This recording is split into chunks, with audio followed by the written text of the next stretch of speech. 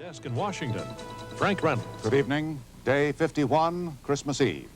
And while 4 clergymen, 3 from the United States and 1 from Algeria, have now been permitted to enter the embassy compound and conduct religious services for the hostages, outside the embassy there was no evidence at all today of the season's message of peace and goodwill to men.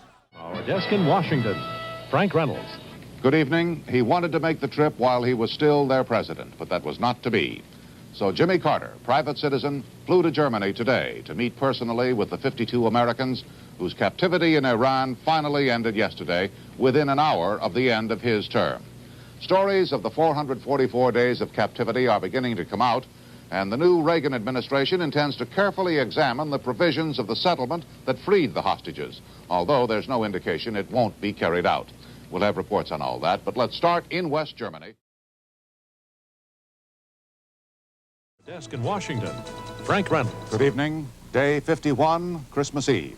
Frank, on their first full day of freedom, we saw the liberated American. Stories of the 444 days of captivity are beginning to come out. You know, there's not words in the American language to say how happy we are. Our Americans in Iran were mistreated. And I just won't call them hostages. They were prisoners of war. Some of the hostages have been placed before mock firing squads. I've never been so proud to be an American in my whole life. The acts of barbarism which were perpetrated on our people by Iran. Well, the hostage crisis is over. What a transformation between captivity and freedom. Thank you, America.